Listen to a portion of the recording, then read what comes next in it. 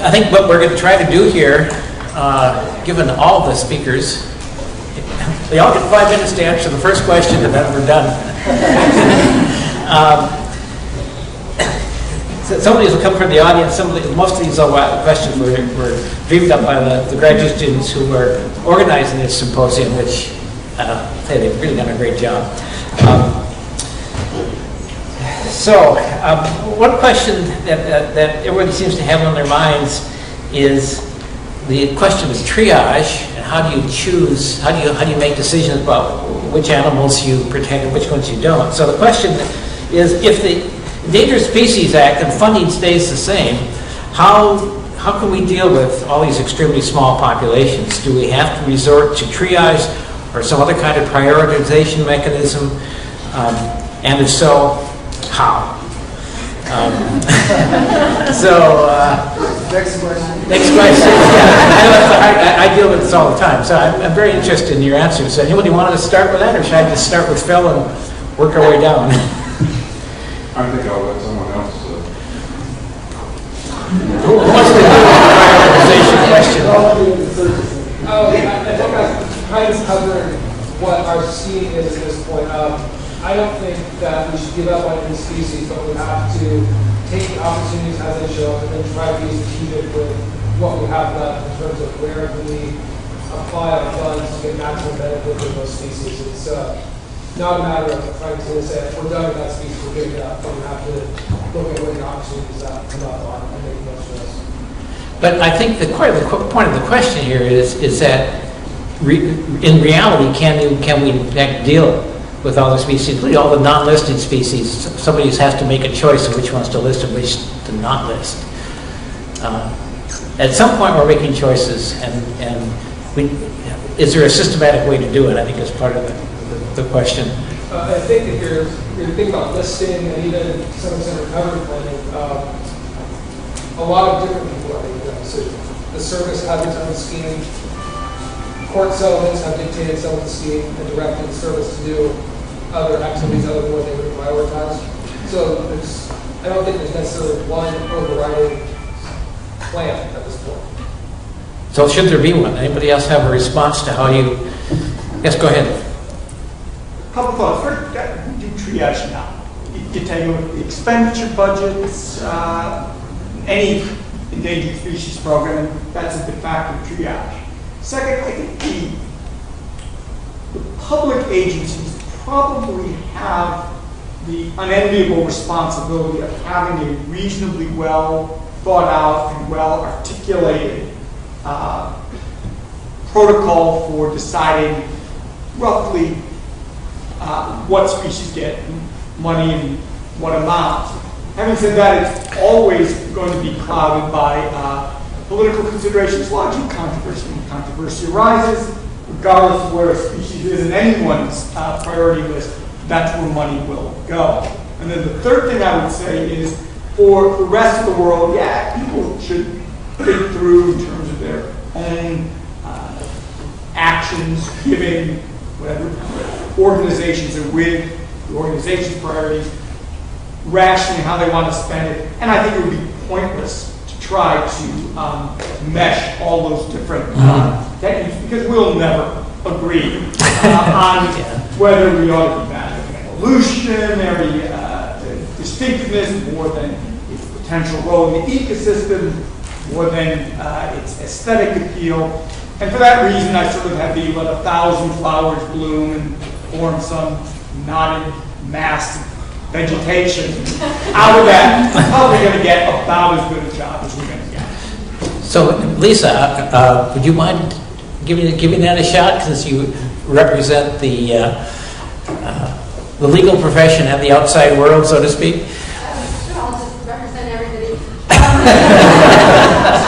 think that I actually agree with what's been said, but I think there's also opportunity cost, and I think just the reality is that certain species, because they are more charismatic, are going to get more funding dollars, or because they have some commercial value, they are going to get more funding dollars. And I think I have to do this every day in my work. I have people calling me literally every day, oh, you have to do something about this, oh, you have to do something about that, oh, there's a situation.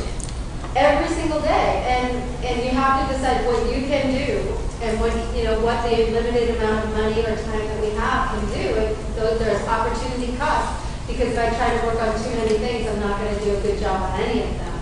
So I think for the center, we try to focus on species that have more of an ecosystem basis, like umbrella species are very important, or species that are indicators for their own ecosystem. But we're also not charged with actually going out and saving the species. That's what you guys have to do.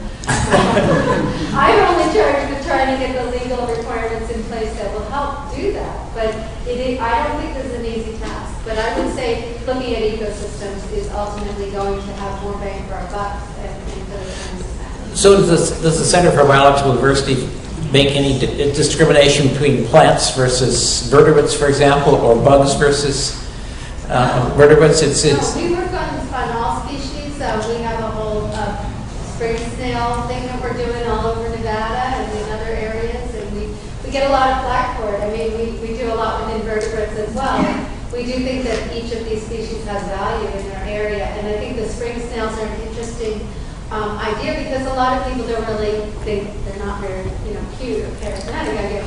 But they do, again, they're an indicator for a whole set of ecosystems. So anybody else have any comments on the triage question? Well, in Wyoming, I know we've done a couple things in terms of sort of prevention preparatory rather than triage, or at least provide funds when they're happening.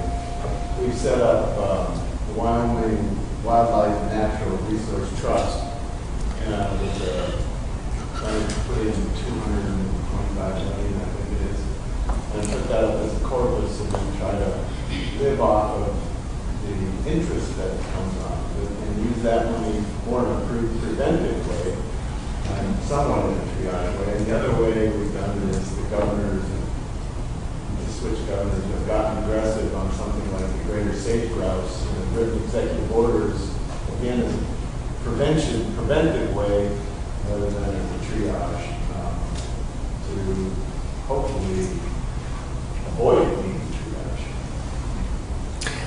That would always be desirable. Well, related to this then is the idea of genetics, which are essentially the modern genetics is showing us that there are an infinite number of small population segments out there. It could be a DPS under the ESA, the lizard with one gene that gives it a white coat, a white skin rather than a brown skin. So the question becomes, this is partly biological, but it's also partly, I think, social and so forth, is that where do we draw the line?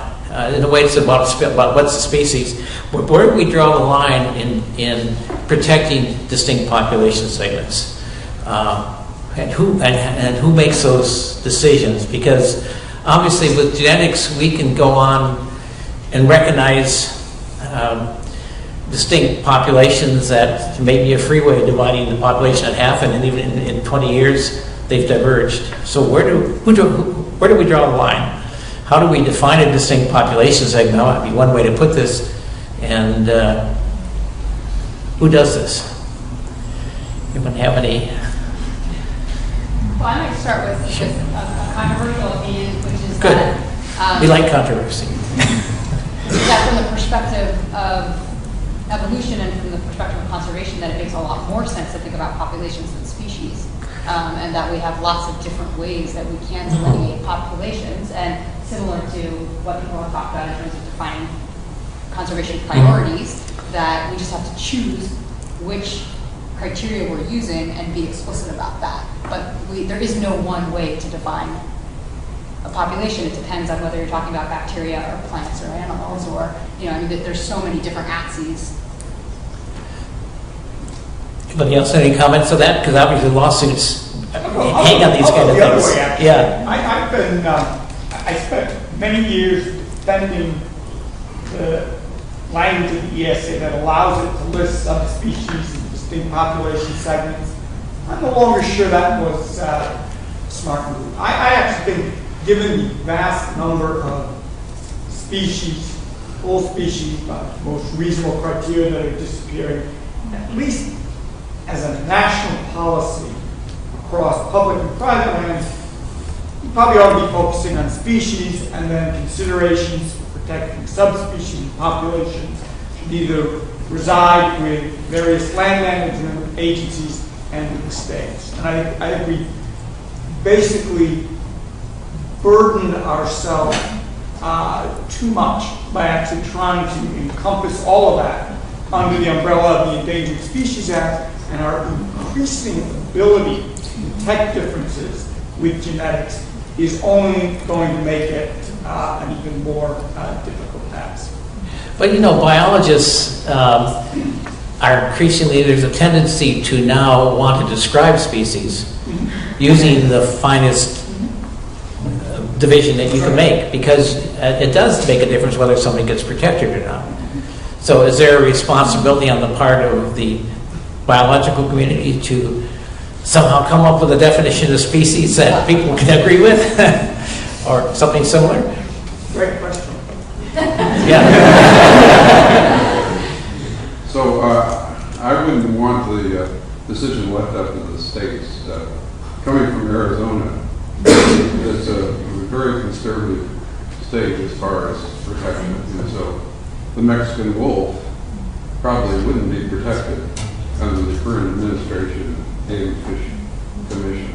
So, and the Florida panther is a subspecies, and some people would say that it's not even a distinctive subspecies because it doesn't have genetic variation, but it is protected under federal law, and so I think you lose this protection if you relegate this to states, and I don't know what would have happened in Florida. Fish and Wildlife designated animals with Florida panther ancestry as Florida panther, even if they're half Texas cougar. This other situation where I don't know how much difference there are between the white sands population and lizard nearby, but I've worked on the spirit bear recently, which is a black bear in British Columbia, which has a white coat. It's a recessive gene. It seems to be one nucleotide difference. There's on the order of 400 to 500 of them. And there's a lot of people in British Columbia that want this protected. And I certainly think that there's multiple reasons, whether it's difference ecologically. Some people claim that it can fish for salmon better than black bears. So it may have some difference that allows it to be ecologically successful. I'm not sure. But so it's, even though there's subtle differences on a molecular level, something like that may have some sort of ecologically important ancestry to give us to that situation. Just one follow-up Yeah. comment on those things. So I think one thing that's pervasive in the kind of philosophy of species literature is the importance of separating our concepts of what is a species or what is a population from our criteria. So we can debate a lot about kind of the philosophy of what is a species, but when it comes down to it, we need to have criteria that we can be explicit about. We are implementing this set of criteria in this particular situation. And I was last week at a talk where a biologist explicitly said, I study coral reef fish, and I am just naming everything as species because I'm a conservationist and I want everything to be protected at the maximum level possible. And that seems to me like a very objectionable scientific approach. But he was clear about his criteria. He said that my philosophy is that a species is this, but my criteria is that I'm naming everything under the sun that I can tell apart, right? And so I'm not advocating that, but I'm advocating being explicit about kind of the criteria as a separate issue from our philosophical opinions about how we want to draw circles around biodiversity. Any other comments on that? That's actually, yeah. I think the triage concept is important within species as well, because for varied reasons that we've identified a few of them here, animals are being moved around on the landscape more now than they ever have been. And so it's just a very practical concern as well. Managers, conservation biologists, we need to develop good guidelines on, can we move? So the bulldozers come to this site, blanket desert to put in solar panels, right? Well, can you relocate? You're going to relocate those tortoises or what have you? How far? Where? And how many again? So how thin are we going to slice the definition of PSU? And if we go too fine grain, then we've lost our management tools, right? Well, Deborah gave actually, you had an example of that with those plants, where the plants in different reserves were genetically slightly different enough so you decided not to mix them. But what would happen if the bulldozers were coming to that second reserve and we're going to plow it under? Would you be willing to mingle the two again, or how would you handle that? And actually, that's not a hypothetical. That was the case. The reason that we were approached about being a recipient site for that population was that it needed to be translocated or bulldozed. Fortunately, with plants, we often have more options than we do with animals. We collected seed from the plant, and the seed have a pretty long shelf life. So we do still have that population, even though it is now under cement in the wild. We have the seed. In fact, some of them are still in the refrigerator. Ideal extinction situations. So we have some breathing room to make that decision. The seeds have been designated for research purposes or to be used in restoration purposes for open space areas that are closer to that source population as opposed to our population. But this actually gets into another question that is on here, which is the role of hybridization in species protection. Now, there's an example. If you brought those two forms together, isn't there some chance that you would be improving the situation where you get hybrid vigor or something like that going on with the plants? That's the kind of thing that we should be doing more with endangered species? Well, I agree in the hypothetical, and I don't know where we start to begin to develop a principle of that. For me, it's a very case-specific decision, and you have to consider the risks. So one of my considerations as a manager would be, so we were concerned about the recipient population, and I think that's an important consideration when there's a potential hybridization event. You're concerned about the translocated population and the risk to it, and in this case it was extreme, but also the recipient population. There's a risk there.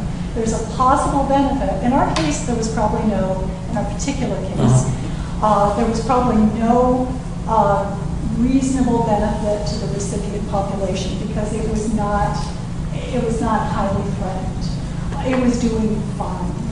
So in this particular case, we balanced the risk to the transplant population and the risk to our population and decided, it's more important to maintain what's healthy now than to present a risk of genetic contamination, especially since we've got the opportunity to keep it in storage for a while. In other situations, the risk may be different. There may be reasons to believe that there's serious lack of genetic diversity in the recipient population. So then you would grade the risk differently. As I understood it in this one, it wasn't just that there was genetic differences between the two sites, because I think that's almost a foregone conclusion, right? That's the criteria that we would never do. But you did a common garden experiment and you found evidence for local adaptation. And so, that's a criteria that makes sense. It's when you're just working with genetic variation, which is obviously important, but it's harder to figure out where to draw the line.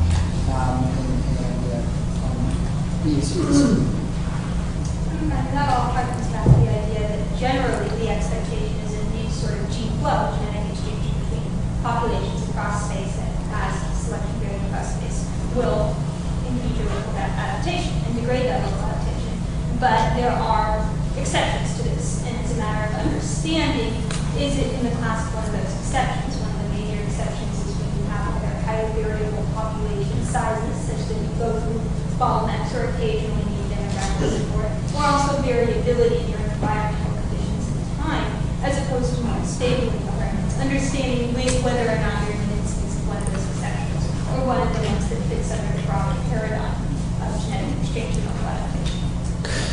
Genetic rescue or is it outbreeding depression? Exactly. Yeah. And it all harkens And back. sometimes you can do the test. Well, but the problem with small populations is that too often we want to put them on small reserves and think of them as museum specimens almost. So, and yet we're in a world where it's changing very rapidly, the climate change, everything else. So, how do we direct, should we be in the business of directing evolution of these small populations, of selecting for traits? We already are. We already are. I know that is the reality. But should we be doing it in a more deliberate basis, really thinking about this? I mean, really, to me, the way we're doing it mostly now is setting aside chunks of land, keeping the critters on there, and saying we hope we make it. We really have a choice other than that. I mean, maybe a few species we can, but You knew with fish. what? You think for most places, they Lang's metal mark. All goes well until you say, but it is where it is. And I almost think it's pointless to try to figure out if we should be creating a corridor to allow Lang's metal mark to move through the disturbed habitats around it, or for that matter, to find a way to single Presidio manzanita creep its way over the Golden Gate Bridge and kind of, find a spot in the rim in anticipation of response to climate change. I think fundamentally, to an unpleasant extent for the foreseeable future, we are locking in where a lot of the rare species are going to be. We're putting all the chip on basically one number, one color on the table, and that's it. It's not a great situation to be in. That, I think, is one of the real sad outcomes when things get that rare. And if I'm being overly pessimistic on that, which I hope I am, I usually have folks tell me, where the greater options are given constraints on money, time, and a large number of species. But we heard the example of the native endangered butterfly feeding on the exotic plant. Now, in the fish world, that happens all the time.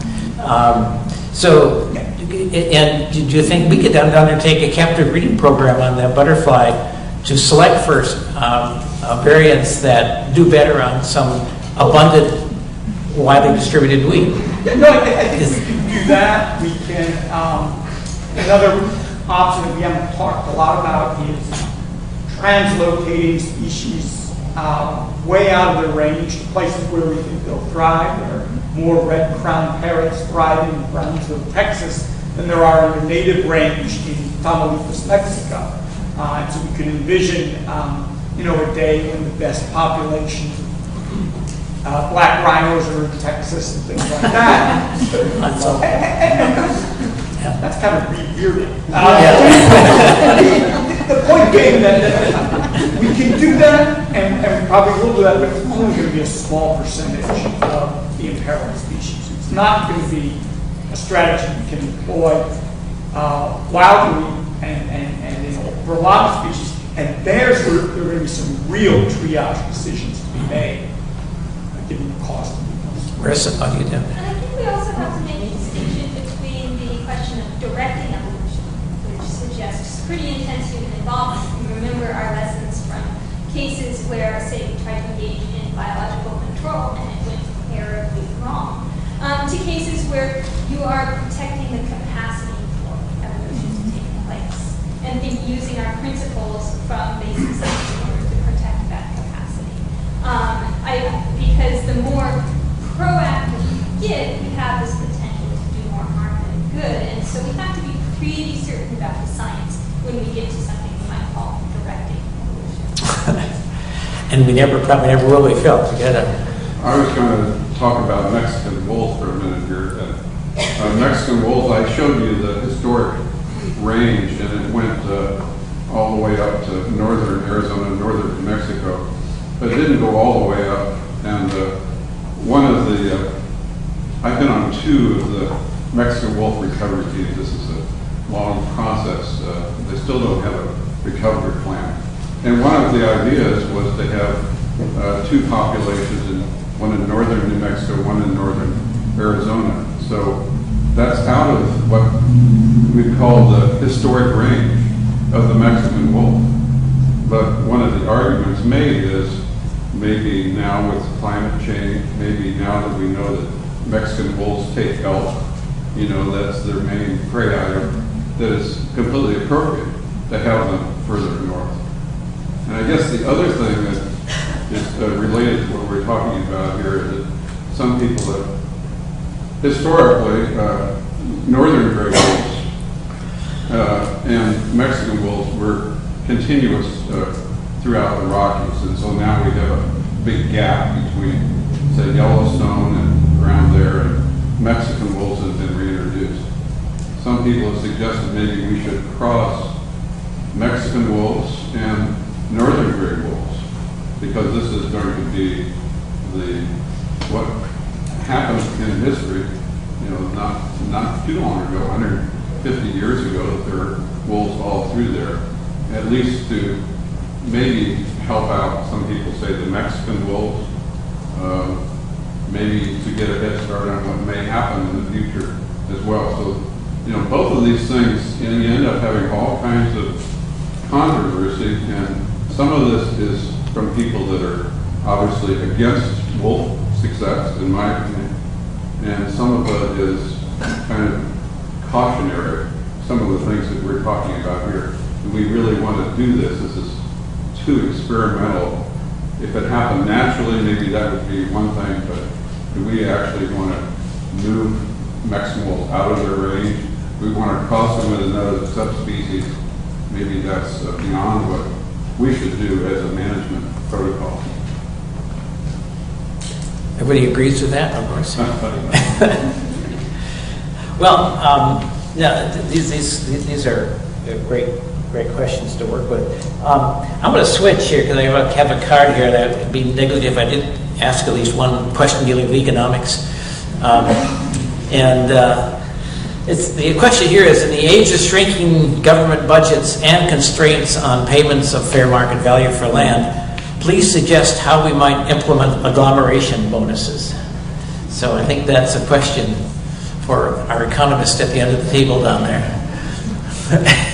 Well, the way that we envisioned it was to think about how much would you spend on an acre of land if you're trying to retire it, and then divvy that amount up based on getting the person to retire the land, so more value, the cheapest land you can offer up in this whole landscape, and then partition it out based on whether I'm touching my own acres that I retired, or whether I'm touching the acres of the south, or whether I'm touching the acres of the north. What we're trying to do is drive everybody to the fence line voluntarily, and so if we're spending the same amount of money, but we just parse it up and put a string on it, not a really big string, but a string that says you can earn more money if you come to the middle. Or in some cases, maybe if you want 4 corners, you want different prairie dog populations, you would punish them if they came against, you subtract the subsidy. But what's so different about this idea is that you're making the payment, the conservation easement, or the farm bill payment, to me, dependent on what you do. And typically that's not how we do it. What I do is what I do, and I get my money, and that's my money, and thank you, and same with you. But now we're actually making them neighbor dependent. But if that's the goal, is to create bigger corridors, then that's the rule. Right? You know, if you can get the same amount of money, and you're just being asked to make some adjustments, but nobody's forcing you to do it. If you like less money or more, that's okay. That's how it worked in my theory. Right? Now actually getting it to happen is another story, because as you start doing it, if you get people who are really smart and know how to game the system, they can hold out.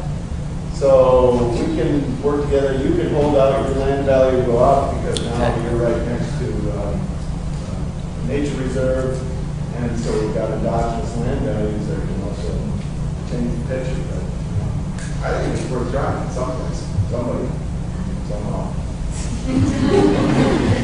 There were so many comments on this. Obviously, one of the problems with nature conservation is simply the values of key pieces of land do keep going up.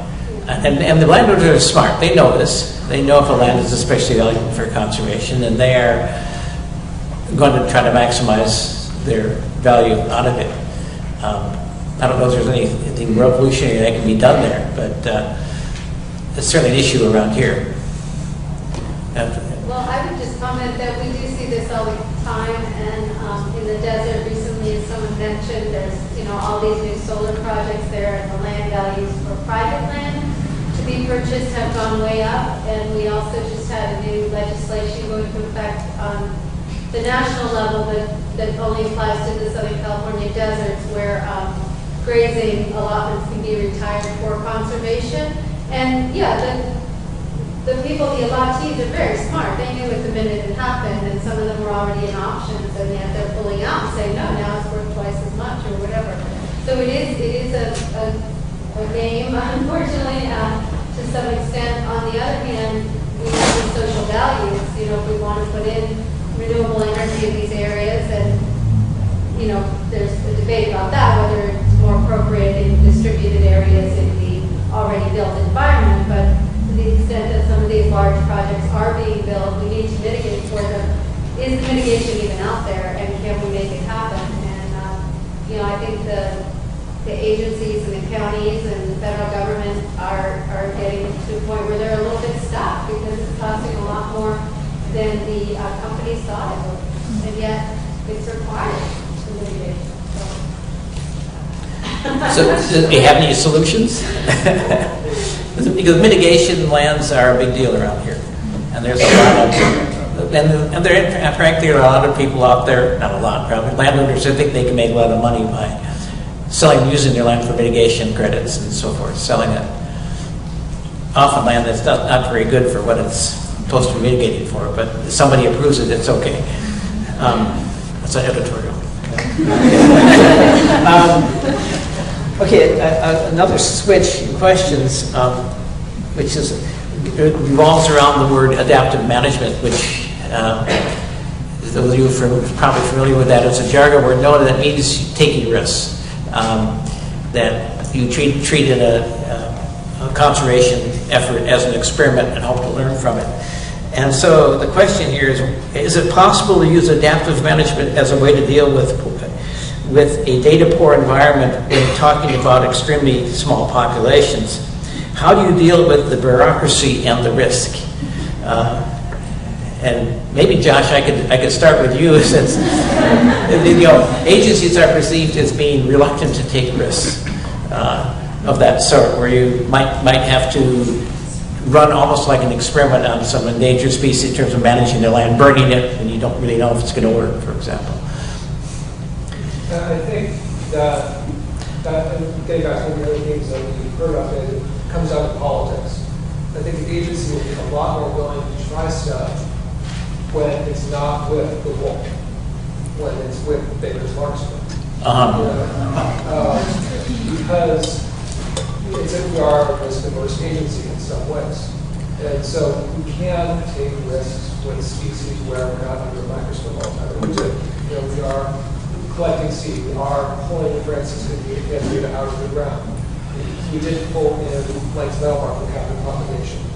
And these are places where we are taking risks. These things can fail. And it's harder to do when there's a lot more public controversy stuff. So okay, good. I think it's under exceptional circumstances we can't afford not to do adaptive management, because the whole definition of it is learning from your mistakes and progress. And there is a way to be somewhat more risk averse while doing adaptive management. So you do adaptive management, you can't treat everything the same. You can't clearly everything in the kitchen sink can change everything at once because then you don't know what variables impact the results of the population response. But you can do manipulations, and what you can do, for example, is have a group sit down and talk about the expert opinion on what they think might work. And when's the last time you heard a group of experts agree? So you take those different plausible management strategies and you test them against each other. You don't have a control that you think is going to actually wipe them out. You have one version of what you think is going to help have a favorable population response versus another. You test those against each other. It's a more risk-averse strategy of adaptive management. And I think we can't afford not to do something like that. And there should be, we'll never make any progress. Experimental design should be incorporated into that question also. Doesn't necessarily mean high risk. I think, we actually have examples of this, like with the reintroduction of the gray wolf. It wasn't clear whether it made more sense to release a bunch of young juvenile males who would spread out the most and create a lot of deaths, or release family groups that would be the most coherent. And so they tried different things in different locations, and it turned out both worked about equally well, if I remember right. And so it's certainly done with these, when we're dealing with these types of, in that case, it was locally extinct in those locations that it was introduced. But are those more the exception than the rule? Do you have situations like that? With the idea of using an adaptive management program, a program that includes experimental management, whether that's whether that's the exceptional situation. It's not that sort of thing. Yeah, I don't have an answer to that one. Well, as far as Mexican wolves, I think there was supposed to be an adaptive management idea being implemented, but this led pretty much to paralysis. The Arizona people opposed doing anything. Fish and Wildlife wasn't really pushing them, maybe because of the controversy that it would cause. So it was all sold as adaptive management, but it really wasn't implemented that way, in my opinion. And so we've ended up with nothing being done for 5 years now. And no recovery plan, no movement of animals. So, adaptive management, if it's implemented properly, I don't know how you safeguard that might work, but in this case, to me, it's a complete failure and manipulated by the people that were really against recovery of Mexican wolves. And sometimes people will label trial and error adaptive management, which is it's not the same thing. Exactly, and I just want to underscore that. I've heard some folks use the excuse of, I didn't get to it last year because of blah, blah, and that's adaptive management. I'm going to do it this year instead of last year. But contrary to what I might have been seemingly saying about needing species-specific information and needing population-specific information, I also am a clear advocate of the other side of being extremely careful. And so I think of it, I guess I frame this discussion not so much as adaptive management as risk assessment towards successful management, and not just immediately taking an experimental approach to getting information. I've seen what I think is gross negligence under the rubric of adaptive management or getting species-specific information. Examples where I think experimentation has been used when the principles of biology would have clearly given a sufficient answer, and instead placed the species further at risk. To me, a good example was just exhaustive counting of individual plants, where the species is an annual plant, and after exhaustive counting of individuals in the orders of thousands over a 5-year period, the conclusion is that this annual plant species varies annually. There's no one in this room that would not have known that without the intensive monitor. And that is not a hypothetical situation. That is reality. So it's monitoring, not adaptive management. But it was used for the idea of understanding the species better and being able to better use that information for management purposes. So again, how do you define it? But just, I think that this is a really rich area for discussion and exploration and benefit to conservation. One of when can principles be reasonably applied, and when do we need to seek information in a more invasive and costly fashion? I think it's a hard conversation, but in fact, I don't know how many years ago I was in a room with maybe some of you, and somehow the topic came up that there should be this, oh, I know what it was, a former graduate student of some professor was in the room.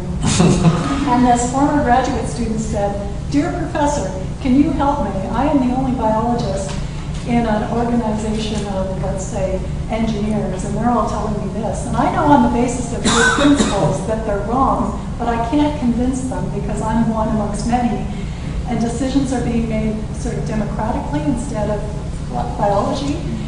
And that person was looking for a support group at UC Davis and saying, can't you put together a support group of biologists who will help work through this tricky territory when it's okay to use principles as opposed to specific information, because they're not going to believe me unless I have species-specific information.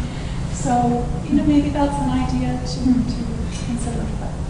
Okay. I mean, Jason, yeah. Potentially one overlap, probably one of the biggest areas in economics, not in endangered species or conservation, but in questions of poverty and development, have been randomized control treatments and adaptive management.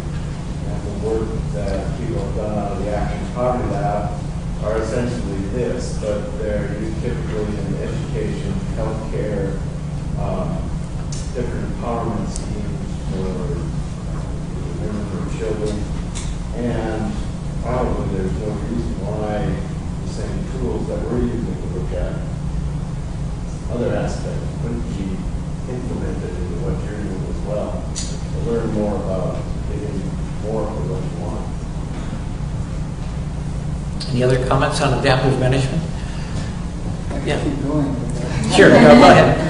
I'll give two other quick examples. And I think there's, particularly in the regulatory context, there's a bit of tension between monitoring and adaptive management. And I think because of the, it's not the intent, but a lot of the biological opinions, for example, have a target population size. And so the species I'm thinking of right now, California loose terns, there's a lot of money thrown at counting terns. I mean, you have to see every nest, 4 times a week, things like that. It's in the biological opinion. And so they've been doing that for 15 years, counting terns. Whereas, and they're also doing management, but they don't have the resources to test. They're doing 5, 6, 7 different things. And some of them, it's working. The populations are doing pretty well, but we really don't know what works and what resources we really need to apply. And so in that tension between monitoring and management and science, I think we can do a lot more subsampling, population estimates, and get away from trying to know. Population size isn't that relevant. It's what population trends. It's stable, increasing, decreasing. So if you can take bold management actions that are within, management actions that are already happening, that you manipulate. For example, they remove vegetation cover for loose tern nesting. Well, we're working with the Navy now to design an experiment, testing different levels of vegetation and see what works, so that the resources are allocated towards the most effective and efficient way that's going to increase nesting success. So you would take resources away from monitoring to put into adaptive management program? Well, there's $700,000 worth of resources annually to monitor Camp Hamilton and Coronado. Wow. Yeah. Not many species have that much money available. And then look at pandas in China and Andean bears in Peru, and you're lucky if you can see 1% of the population in your lifetime, right? And then these birds, you see them 4 days a week. All of them. Wow. So, I'll get off my soapbox. It's a great soapbox. speaking of soapboxes, here's another chance. This is a question. Assuming the political climate is friendly, should we revise the Endangered Species Act? And if so, how would we do it? Making the assumption the political climate is friendly. How would you revise? So we've gone into the realm of science fiction.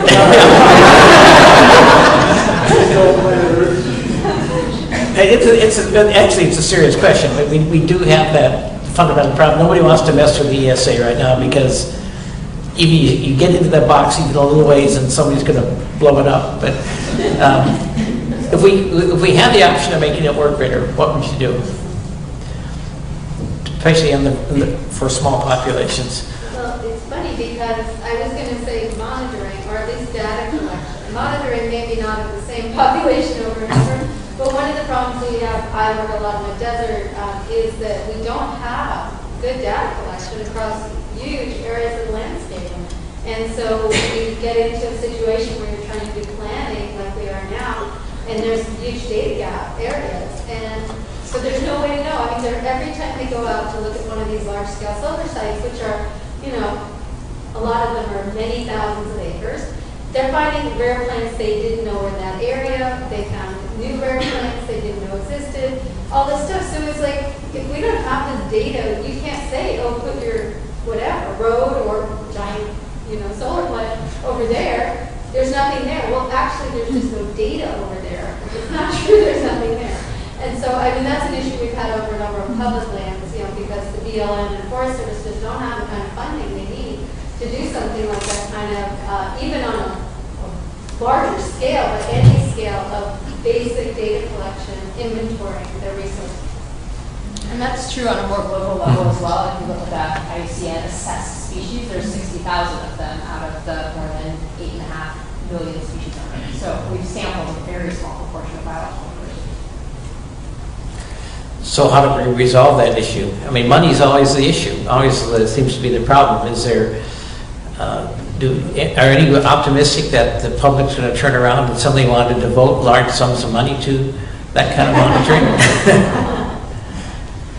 I mean, to my mind, it's the fundamental problem with the Endangered Species Act, which is arguably an insolvable one, is that it is a law that inflicts concentrated pain on a small number of individuals to produce a widespread diffuse benefit, which means that go beyond this room where we have people who are deeply committed to biodiversity, the public at large, the benefits they feel from California least terns and mountain yellow-legged frogs and things is relatively small. But to the particular landowners who are affected by decisions on that, the pain is intense, the anger is intense. Conversely, the types of laws that are the most durable do just the opposite. They provide concentrated benefits to a few and very diffuse pain to many. Yeah, the big agricultural subsidies. All of our pockets are picked, but to a small amount, and then a relatively small number of people reap huge benefits. Those people will go to the mat to defend those laws. Those of us whose pockets are being picked because it's a relatively small amount in the big scheme of things, we're not up in arms about that. I've never figured out how you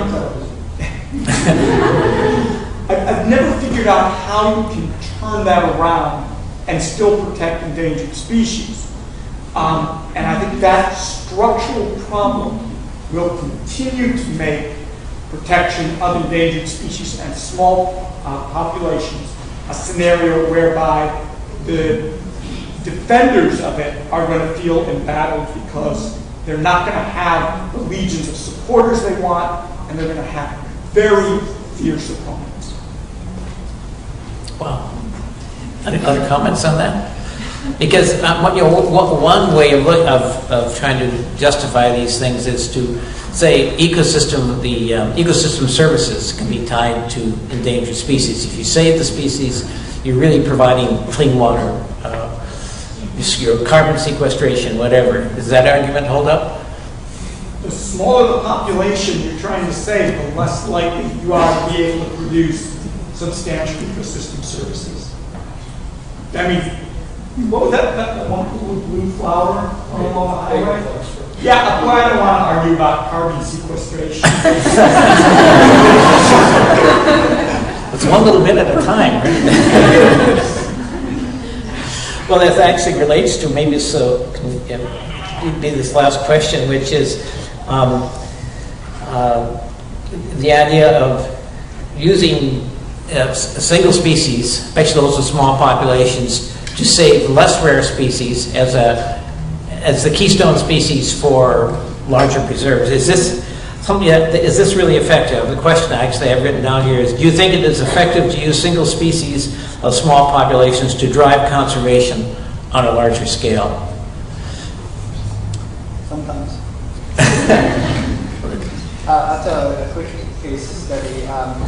The Chinese government is not necessarily always the most environmentally advanced policymakers, but in the last 15 years, we've gone from 10 panda reserves to 63 panda reserves. And the bamboo forest in which pandas live is one of the most biodiverse, temperate ecosystems there is. So I think that's a good success story for the iconic conservation symbol from giant pandas. But I'm sure there's cases where it's worked less than that. Well, let me give you sort of the main book on adaptive management and economics and thinking about development. Here's the list. If you can hook small species up to these, and we've got here in business.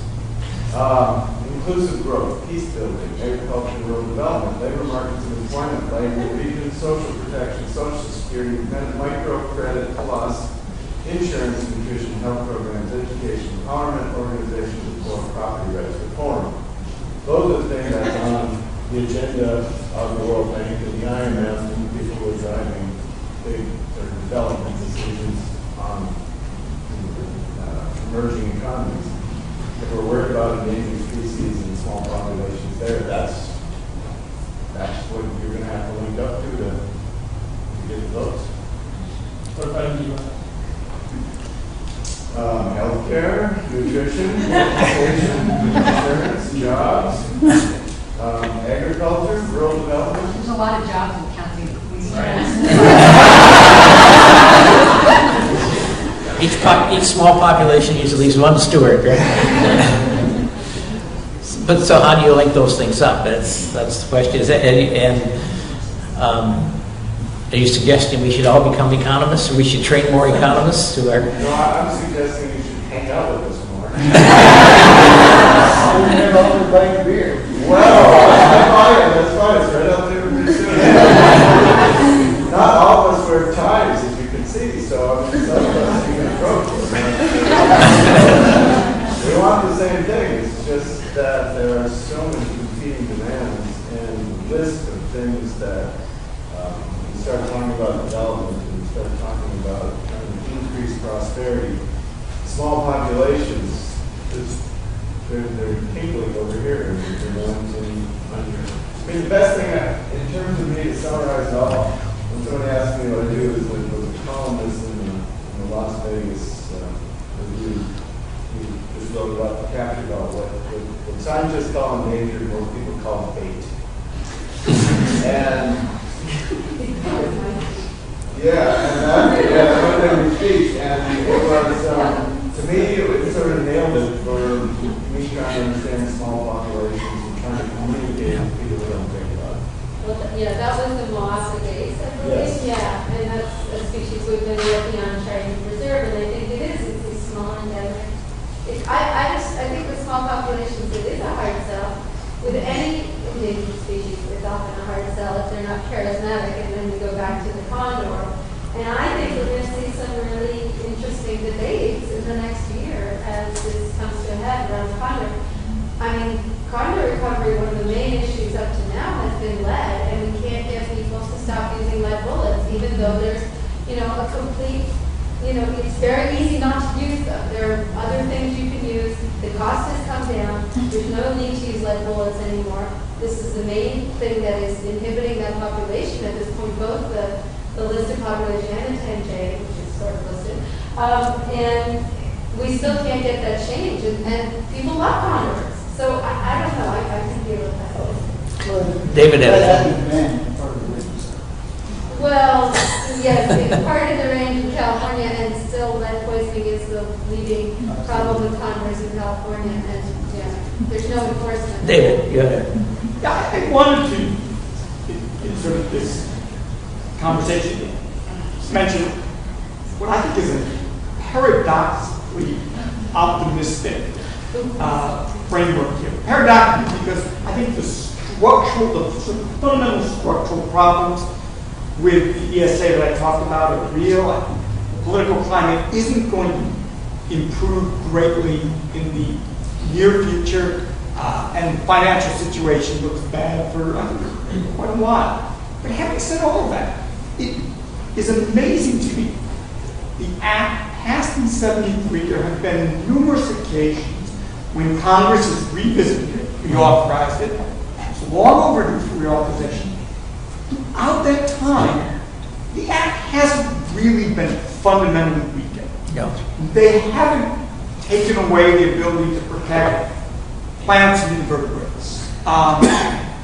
They have put in various provisions to allow development to proceed, the HCP provisions in the face of conflicts with endangered species that weren't there originally. But even those have been more or less to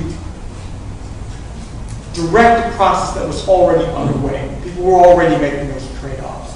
So the Act, curiously, remains surprisingly strong as a piece of legislation, and notwithstanding 2 decades of attempts to seriously weaken it, it hasn't happened. I don't think it's going to happen anytime soon. Not only that, there has been in place a statutory ability for the Secretary of Defense to waive the Endangered Species Act at his or her discretion. There's an exemption process that would basically allow a project to go through, notwithstanding the fact that it would drive a species to extinction. And yet, the decision makers have been always deeply reluctant to use those provisions. There's a real inherent unwillingness on the part of leaders, even hostile leaders, to sort of have the blood on their hands for that sort of thing. And I think this, oddly enough, persists and ought to be viewed as a source of encouragement for all of us, even as we face the very huge obstacles, scientific, political, economic, that lie ahead. Well, that's a great way to end. We have encouragement. I think what we're going to try to do here, given all the speakers, they all get 5 minutes to answer the first question, and then we're done. So some of these will come from the audience. Most of these questions were dreamed up by the graduate students who were organizing this symposium, which they've really done a great job. One question that everybody seems to have on their minds is the question of triage, and how do you choose, how do you make decisions about which animals you protect and which ones you don't. So the question is, if the Endangered Species Act and funding stays the same, how can we deal with all these extremely small populations? Do we have to resort to triage or some other kind of prioritization mechanism? And if so, how? Next question. Next question. Yeah, I deal with this all the time, so I'm very interested in your answers. So anybody want to start with that, or should I just start with Phil and work our way down? I think I'll let someone else. Who wants to do the prioritization question? I think I've kind of covered what our scene is at this point. should give up on any species, but we have to take the opportunities as they show up and then try to be strategic with what we have left in terms of where we apply our funds to get maximum benefit from those species. That's on the triage question. Why does, in Wyoming, I know what we've done a couple things in terms of sort of prevention, preparatory rather than triage, or at least provide funds when they're happening. We've set up the Wyoming Wildlife and Natural Resource Trust, and with trying to put in $225 million, I think it is, and put that up as a corpus, and then try to live off of the interest that comes on it, and use that money more in a preventive way, and somewhat in a triage way. And the other way we've done it is the governors and the switch governors have gotten aggressive on something like the greater sage grouse and written executive orders, again, as a preventive way rather than as a triage, to hopefully avoid needing triage. That would always be desirable. Well, related to this then is the idea of genetics, which are essentially the modern genetics is showing us that there are an infinite number of small population segments out there. Could be a DPS under the ESA, the lizard with one gene that gives it a white coat, a white skin rather than a brown skin. So the question becomes, this is partly biological, but it's also partly... It's not a matter of trying to say, if we're done with that species, we're giving it up, but we have to look at what the opportunities that come up on and make those choices. But I think the point of the question here is that in reality, can we in fact deal with all the species, including all the non-listed species? Somebody has to make a choice of which ones to list and which to not list. At some point, we're making choices, and is there a systematic way to do it? I think is part of the question. I think if you're thinking about listing and even to some extent recovery planning, a lot of different people are making that decision. The service has its own scheme. Court settlements have dictated some of the scheme and directed the service to do other activities other than what they would prioritize. So I don't think there's necessarily one overriding plan at this point. So should there be one? Anybody else have a response to how you... Yes, go ahead. A couple thoughts. First, do triage now. You take a look at the expenditure budgets, any endangered species program, that's a de facto triage. Second, I think the public agencies probably have the unenviable responsibility of having a reasonably well thought out and well articulated protocol for deciding roughly what species get money and what amount. Having said that, it's always going to be clouded by oh, you have to do something about this. Oh, you have to do something about that. Oh, there's a situation every single day, and you have to decide what you can do and what the limited amount of money or time that we have can do. And so there's opportunity cost, because if I try to work on too many things, I'm not going to do a good job on any of them. So I think for the center, we try to focus on species that have more of an ecosystem basis, like umbrella species are very important, or species that are indicators for their own ecosystem. But we're also not charged with actually going out and saving the species. That's what you guys have to do. I'm only charged with trying to get the legal requirements in place that will help do that. But I don't think this is an easy task. But I would say looking at ecosystems is ultimately going to have more bang for our bucks and those kinds of things. So does the Center for Biological Diversity make any discrimination between plants versus vertebrates, for example, or bugs versus vertebrates? No, we work on all species. We have a whole spring snail thing that we're doing all over Nevada and in other areas, and we get a lot of flack for it. I mean, we do a lot with invertebrates as well. We do think that each of these species has value in our area, and I think the spring snails are an interesting idea, because a lot of people don't really think they're not very, cute or charismatic.